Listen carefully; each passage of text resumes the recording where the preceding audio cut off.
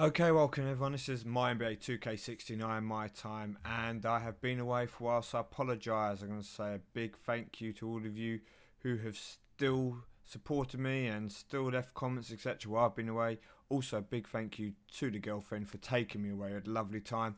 I'm back now. Didn't really do much when I was away. I did, however, keep my seasons going. So as you can see here, I'm in a season, and I've noticed from comments and speaking to people with in-game and stuff that there's a little bit of a excuse me, there's a little bit of a kind of, should we say, air of mystery around some aspects of the game. So what I'm going to do is I'm going to try and enlighten people on some stuff you can do in the game to help you. But first of all, what happened? Now, I believe they have two messages here to get ready and here for the next. So as you can see, they keep doing these. The probably next bit is going to say tier. So the big rumour now is that star tier is almost here. It should be here pretty much. There's been an update. They reckon everything is in play. Now I heard a rumour that you could see some of the cards, not from the packs, as you can see there's nothing in the packs, but from card catalogue, that you could, where is card catalogue? That you could see that there were, for example, some cards from the star tier already out. Now I did check earlier and I couldn't see anything which would suggest star tier. These all look like legendary to me, but then again, I don't know what star tier looked like before. But if we're having a look through,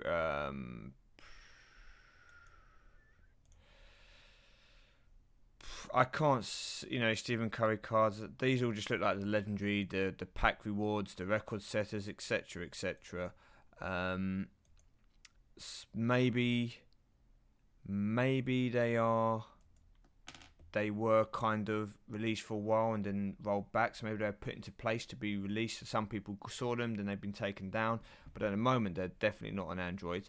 But that is the big kind of, should we say, news at the moment, and it's supported slightly by Rivals Clash. So we come to the Rivals Clash. It's going to have been away, barely played. I don't think I'm going to play this either, or not that much, not to get one of the top cards, because you need to get, if we click on rewards, you can pick, you get either a Kevin Garnett or a Mitch Richmond as the main card. But if we just scroll down quickly, you need to get in the top 1,000 to get them, which I'm not going to do. That is pretty much guaranteed. However, if we roll back and think of what the Kobe Bryants and stuff and rewards have been recently, if you click on either of these cards, I'll just click on Kevin for the sake of it. If you look at his stats, they are all in the top 600s pretty much. Okay, everything's over 675 anyway for a legendary card. And if you do Richmond, he's got his offense above 700. So these cards are a lot more powerful than your regular legendary cards. We come down and compare that to, say, Divac or to Kevin Love himself. I mean, Kevin Love is a card people seem to like to get as a power forward, and for a legendary card, his stats aren't bad. 450 is pretty good for a legendary card. However, it's got nothing compared to these. So this was the first thing that people thinking, hold up, why are these legendary cards so much more power? Why are they like 100 stat points more powerful than the best legendary cards at the moment? Even the record setters, etc. So some people are speculating that these are actually going to turn into star tiers during the event and all this kind of stuff. And I don't think they're going to do that. I think that would be very harsh for them to do on people who maybe would have, say, tried even harder. I mean, I think if they were going to make these into star tier, they would do it, because they know the number of people that are going to be pummeling out to try and buy the streaks to get themselves in the top 2,000 to get a star tier card straight away, and obviously then have a freebie off the board, etc. So I don't think these will become star tier afterwards. I do think though it's an indication that they are either going to start bringing out new legendary cards, or there is a new tier coming. So we will have to wait and see with that. But back to season, what's happened? So I've got a season running at the moment, which I'll come back to. And where are my card? My last season, I think I came Quarters. I think I went out in the quarters or semis. I think it was the quarters. Yeah, so my reward down here was that was it. My reward was Richard Hamilton. So this is the reward I got while on holiday before joining another season yesterday. Before that, when I got over there, I ended up finishing the season as well, and Jimmy Butler was my reward. So both of these I think were quarterfinals. Didn't get any further. I would have preferred to obviously, got a Russell Westbrook or something like that. Anything to try and kind of make pros. I'm not going to really be using my contracts at the moment on these cards because I want to wait and see what happens with star tier. Now, obviously, I don't have really any legendary pros, only Anthony Davis and Kobe Bryant, which I haven't fully leveled out yet because I'm using them in the Rivals Clash and in Exhibition for reasons that I can explain, but I won't explain now. But by not leveling them out fully, I'm keeping myself lower down in the tier, although I'm at Legendary Plus Plus. I will show you actually. As you can see here, I am still in Legendary Plus Plus at the top, but my team isn't maxed out. Therefore, I can still pull a lot of Legendary Plus players and that. And even if I do, for example, pick another Legendary Plus Plus, let's just pick Kimbo for example here, there is a good chance that they're in a similar boat to me, so they don't have all Legendary Pros maxed out. So if I play those people, I get crushed. So we'll just play this quickly. What I do is I throw in the Epic or my Legendary Russell, whichever. See if I can get a cheeky win up. Wait for the playmaking. We'll put a boost in. Put in Davis. And then I should win the final match because obviously my Kobe. Oh, it's picked my worst stat, but I should still win it anyway. So this is the reason why I have been using those two cards, not fully leveled, and I'm using it now in Rivals Clash for exactly the same reason, that I can get some Legendary Plus players in the +5 matches, and if I am stuck playing Legendary Plus players, then they're not going to be the top Legendary Plus players, so I have a chance of at least winning games. Now, excuse me, what I'm going to do is I'm going to basically come into the season and I'm going to show you my team for the moment, and I'm going to then pick a card and I'm going to show you what you can do to help you, should we say, give yourself a boost during the season. Now, many of you will be aware of the enhancements, many of you will be aware of the abilities of stat charging, but some people don't quite understand it or have never really bothered to use it. And I was one of those people to start off in the seasons because I wasn't taking them seriously. But now as you get through to the qualifying matches and that, it can come in handy. So I'm going to show you kind of what I mean. So, to note, if you charge a person, it will use those charges in Exhibition quick games, as well as in Rivals Clash, as well as in Season. So, any cards that you charge that you want to use the charges for in Season mode, you can't then use them in Rivals Clash or the normal quick games because they will use the charges, okay? So just bear that in mind. So some people, if you are somebody who has a lot of good cards in the tier, so for example, lots of Legendary Pros, then you would run a different team in Exhibition, so you could keep playing the game and not use all your charges from the cards that are in Season or in your Season mode. So what I mean is, let's pick a card here now. I'm not going to pick somebody, so I'm not going to pick Anthony Davis. I'm not going to pick who else have we got? James Worthy, for example. As you can see here, they're just normal. He's got enhancements at the top.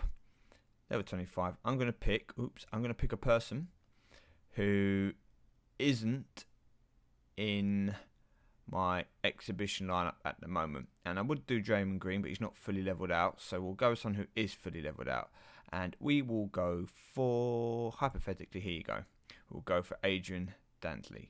Now, as you can see, he has a little blue line in defense here. Now this is from my last season, okay, so I actually won't use him. Okay, yeah, perfect, right, so Derrick Rose from my last season, as you can see, he's got some little blue lines and a hand down here.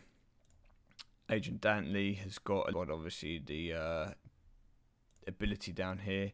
Now I click on him, he's got 4 charges left. So what I have done is I have used all these things on the card. I have charged him up. So as you can see here, he has, it says bonus +0 +0 +0, because he hasn't got enhancement. So if I put an enhancement in here, he gets a bonus in. So if I put a rebounding enhancement, it would say bonus plus whatever the rebounding bonus would be.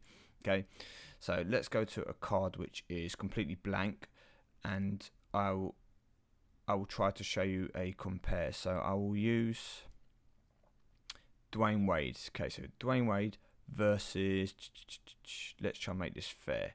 So it's a normal legendary card. If we look at Scottie Pippen, okay, right, Scottie Pippen, as you can see, he has got charge left in offense, he's at 831, charge left in playmaking, 863, and he's also got a shot creator which gives +10 offense or +10 rebound to team. As an ability, 32% to trigger. Now, normal card, 800s. His other stats which aren't charged are in the 700s. If we go to Dwayne Wade, we can do the same to him. So, first thing, ability. Abilities are those things that drop in the board but don't cause you to do a reset. So, you can filter through them. I'm saving my legendaries for now. I save my epics as well. I'll pick an ultra rare, so I can scroll through and you can pick a ability. So you got ones which are just 1 stat to a team, or ones which are duplicate stat or multiple stats to a team. We'll pick 2 stats. Obviously the 2 stat ones will technically be better because they will give you 24 points overall to your team, as opposed to 17 here for the ultra rare. But just for the purpose of this video, I'm going to pick a defensive boost and set it on Dwayne. Now, 32% trigger. That means every match there is a 32% chance that this will trigger and everyone in the team will get +17. Okay, 12 charges, so I can do 12 charge times before it runs out, and if I wanted to change it, I can change it. Now, before we carry on, we'll go back and I'll just show you the reason why you use these kind of things in season mode and in Road to the Championship are because these boosts work for your team. So you want to use them in modes where you have multiple games to get the max out of them. For example, if you did it in Exhibition or in Quick Game or in Rivals Clash, should I say, you've only going to play 4 quarters, and if you don't use that card in the first quarter and the ability doesn't go off, then it's pretty much a waste. For example, if you use him in the 4th quarter and the ability goes off, it's a waste. If you use him in the 3rd quarter and then the 4th and the ability procs, and in the 4th quarter you don't use it, it's kind of a waste. You might as well just use the enhancement. So you want to use it in modes where there are multiple quarters, so that when these abilities do proc, they're going to help boost your team, and they're going to potentially give them boosts in many games to come. So season is a perfect place to use them. You can use them also, said, in Road to the Championships if you're struggling. Say, for example, you're trying to complete Legendary. I'll show you now how else you can boost it, and you're struggling. You know, you get into that wall where you can't really win the higher games. You can boost your cards. You can give them abilities, and you can improve their stats. Now, first tip is, ideally, you want to enter a season without your cards statted. Okay, now you can't always do that, as I've shown you. Some of the people from before will still have charges in their stats if you've done them in a season, because they haven't played enough games in that stat to use a charge. So, example, Scottie Pippen for my last one. If you click on improve, he still has charges left, an offensive charge and a playmaking charge. So this is making his overall stats higher, which means when I start a new season, my overall deck points are going to be more. So the game's going to rank me higher up in terms of, you know, my opponents. Then when my charges are used, I will drop down again. My overall stat points will be weaker, but I'll still be in this kind of season. So you want to try and join the season with your cards not statted, and then charge them once the season started to give you a boost. So I would normally play through and then wait till we get through to the first round, quarterfinals and stuff, when you start to get against tougher opponents. Then I will come in and charge my card. So we'll leave specializations for now because that's a permanent thing. So how do you charge a card? Well, as you can see here, 32% chance for defensive anchor to give you 17% to the team. If it is an offensive or a rebound ability that I use the card on, he will get an extra 4% chance for this this ability to trigger. So it'll be 36% chance on offensive and 36% chance on rebound. Now the reason that is because that is his specialization. Being a foil card, he has 2 specializations, so either of those 2 trigger, there's an increased chance.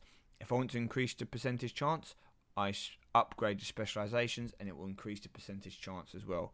Now, when it's to team, normally you would probably put, a lot of people put an ability in here which matched the specialization, so it would help that card. So for example, if you made this Dwayne Wade card because playmaking and offense are his main stats, if you made him a playmaking and offense card by adding enhancements and stuff, you'd probably put in an ability that triggered in offense or playmaking or both.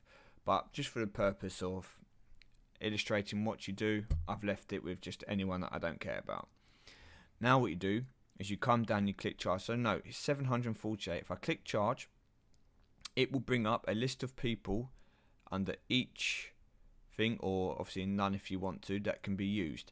Now the people will vary depending on the stats. So offense means you can only charge Dwayne Wade with cards that specialization is offense. When you go down to defense, it'll be the same thing again. It will only be cards, as you can see I don't have it at the moment, that have defense as their specialization. Okay, so you can't just stick any cards in them. So it does encourage you to keep playing and getting those common and uncommon cards to use to stat up. Now let's see here what you actually do. So we said it was 748. If I click on one uncommon card, I will get 1 stat charge. If I click on 2, 3, etc., I will get 2, 3. Sorry, common. I meant not uncommon. Same with common. Click on 1, it will give you 1 stat charge. 2 of them will give you 2 stat charge, etc. If you were to do it on rare, rares give you 3. I believe super rares give you 5 stat charges. I'm not sure about epics and ultra rares because I haven't used them. But the idea is that the rarer the card, the more charges you get from it. Now, not many people are going to be stat charging their cards with ultra rares, epics and that, because unless you just have absolutely no use for them because you can't sell them and that, you'd probably train them away or something. But let's just show what happens here. So 748, I will just put 1 stat here, get rid of my Archie Goodwin, charge it into Dwayne Wade. Now he's got 1 charge and his stat is now 860. So he's got 112 boost to offense by just putting 1 card into him. Now, if I add a second card, I'll show you now, it does not increase the overall boost. Okay, so I add Marvin Williams, his overall boost is still 860. What it now means is I have 2 charges. So for 2 games, when offense is called and I use Dwayne Wade, he will be hitting at 860 rather than his usual 748. So he has now got that massive boost to his card. Now you can do that with all his stats and you can do it to all his cards. So this is perfect in season. So once you've come through in season, you've qualified, say in 10th, and you're now into the knockout stages, you can give all your cards in your season deck a boost like this. So then what you can do is you can go to quick mode, play some games in between your games in the season, collect some common, uncommon cards, and then you walk through and you charge up your cards and stats. You don't have to fill them up to 15. You don't want to fill them to 15. You don't want all your cards to have loads of stats at the end of the season, because when you go to start the next season, your overall team points are going to be so much higher. You're going to be in a harder season. And then once the charges wear off, your team's going to fall down in kind of rank, and you're going to struggle to be. You want to leave a couple. I tend to leave 3, so I don't have to come back and check it every game, and then we go from there. So that can give you a big boost. It gives you a big boost from qualifying in, say for example here, it looks like I'm going to qualify around 9th, maybe 8th, something like that. And once we hit into those quarters or those first rounds, I will go through, boost a few people, and I will do it for everyone in my season, which isn't, to go back quickly, everyone in my season which isn't a card that I'm using in Rivals Clash. So there'll be 5 cards that I don't boost, because if I boost them and I'm playing Rivals Clash, I'm going to be using the charges in Rivals Clash. I'm going to have to keep boosting them.